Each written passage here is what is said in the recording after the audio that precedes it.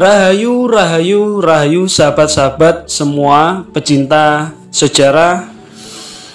Bagaimana kabar kalian hari ini? Semoga teman-teman semua diberikan keselamatan dan kesehatan, dan juga diberikan kelancaran rezekinya, dan tentunya selalu diberikan kelancaran di segala aktivitas dan cita-citanya.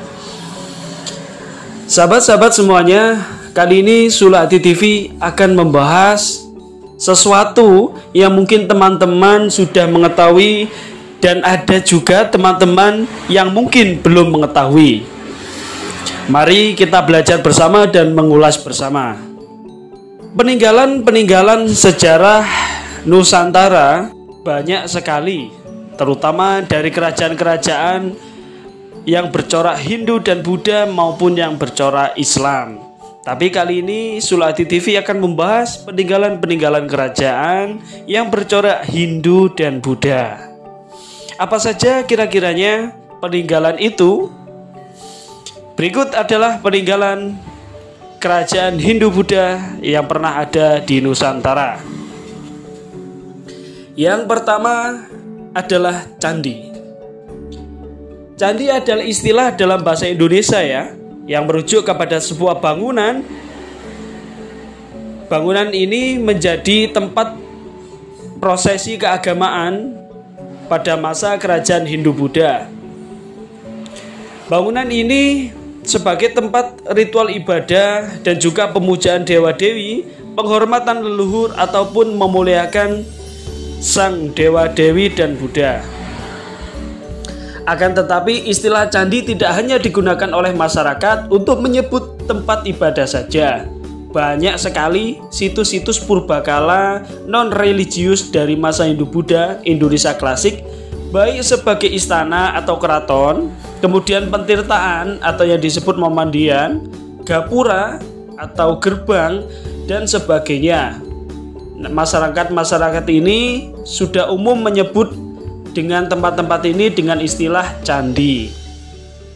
Candi merupakan bangunan replika tempat tinggal para dewa yang sebenarnya, yaitu Gunung Mahameru, karena seni arsitekturnya itu dihias dengan berbagai macam ukiran dan pahatan berupa pola hias yang disesuaikan dengan alam Gunung Mahameru.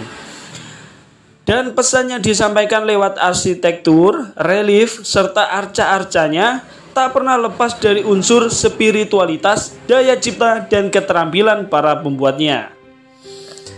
Nah, jadi selain jadi tempat pemujaan dan tempat beribadah ritual keagamaan, candi juga banyak sekali berfungsinya. Dan tidak hanya semerta-merta sebuah bangunan teman-teman, tapi dengan ukiran yang seni sangat indah sekali mempresentasikan dari keagamaan tersebut. Nah, bicara tentang relief sendiri adalah seni pahat dan ukiran 3 dimensi yang biasanya teman-teman jumpai ya di atas batu atau ukiran candi. Nah, seperti kuil, monumen, dan tempat bersejarah kuno di Indonesia. Relief pada dinding Candi Borobudur merupakan salah satu contohnya yang digunakan untuk menggambarkan kehidupan Sang Buddha dan ajaran-ajarannya. Nah, di samping membuat karya yang bagus di candi, relief seni pahat yang indah ini juga berisi tentang ajaran, cerita-cerita, dan cita-cita dan harapan. Semuanya digambarkan dengan indah di candi. Kemudian yang selanjutnya adalah prasasti atau yang disebut batu tertulis. Adalah piagam atau dokumen yang ditulis pada bahan yang keras dan tahan lama.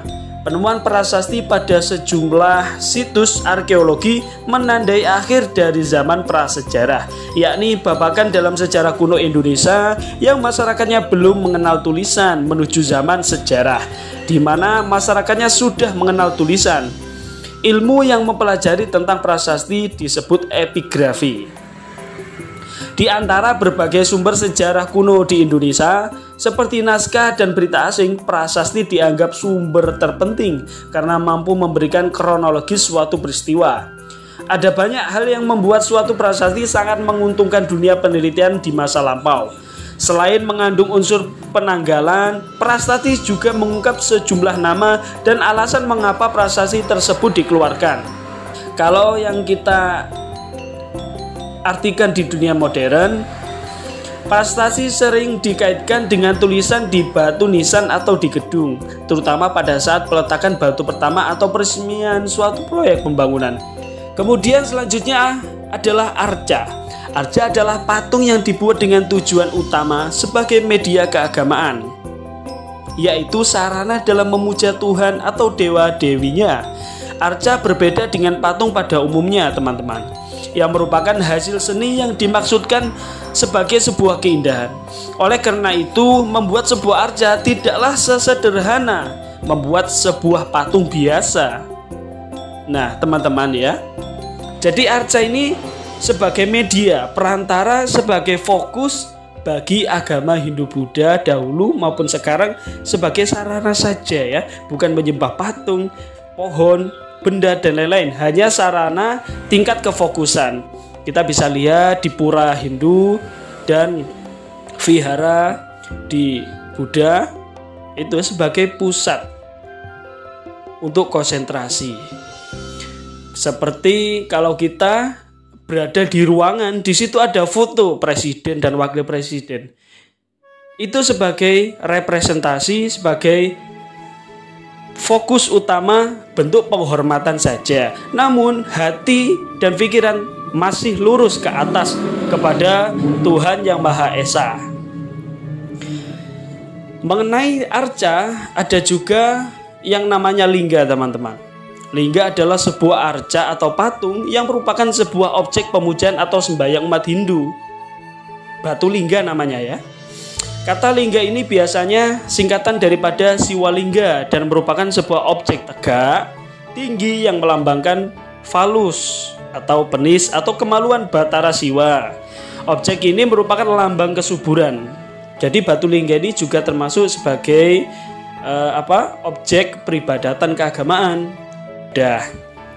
Kemudian ada kata lingga, berarti ada yoni. Yoni sendiri pengertiannya adalah bagian atau tempat atau yang disebut kandungan untuk melahirkan. Kata ini mempunyai banyak arti, teman-teman. Di antaranya adalah sumber, asal, sarang, rumah, tempat duduk atau kandang, tempat istirahat, tempat penampungan air, dan lain-lain. Dalam kaitannya dengan batu candi, yoni berarti pasangan lingga yang merupakan simbol dari alat kelamin wanita. Pasangan lingga yoni dalam arti ini juga dikenal pada situs sejarah warisan dunia Mohenjo-daro di Pakistan. Yoni merupakan sebuah objek cekung atau berlubang yang melambangkan kemaluan wanita. Objek ini merupakan lambang kesuburan. Di beberapa daerah di Indonesia, yoni disebut juga lesung batu karena menyerupai sebuah lesung yang terbuat dari batu. Nah, yoni adalah pasangannya dari lingga sebagai media peribadatan keagamaan umat Hindu, teman-teman semuanya. Jadi umat Hindu dan Buddha itu bukan menyembah batu, teman-teman. Hanya sebuah objek untuk titik fokus memuja Tuhan Yang Maha Esa. Tetap hanya bentuk penghormatan dan sarana saja. Seperti halnya sarana tempat peribadatan sama ya. Semua agama perlu sarana sebagai titik fokus dan titik kumpul. Harus punya sarana, teman-teman. Satu arah yang sama dengan umat-umat lainnya. Kemudian yang selanjutnya adalah kitab. Tentu saja di zaman kerajaan Hindu-Buddha di Nusantara meninggalkan catatan berupa kitab. Kadangkala berupa ajaran-ajaran atau karya seni, karya sastra, dan lain-lainnya. Kitab juga merupakan salah satu peninggalan sejarah Hindu-Buddha yang amat penting sekali. Kitab ini membuat tarikh atau riwayat kerajaan yang menjadi sumber sejarah yang kita kenal hari ini. Berikut beberapa kitab yang merupakan peninggalan sejarah Hindu-Buddha. Pada masa kerajaan Kediri meninggalkan kitab Bharatayuddha yang dikarang oleh Empu Panulu dan Empu Seda. Kemudian kitab Arjuna Wiwaha dikarang oleh Empu Kanwa. Kemudian kitab Samaradahana dikarang oleh Empu Darmaja. Kemudian kitab Urita Senjaya dan Lubdaka dikarang oleh Empu Tanagung. Kemudian seperti Kresnayana, Homakavya, itu contoh-contoh kitab yang ditinggalkan dari Kerajaan Kediri. Kemudian Kerajaan Majapahit.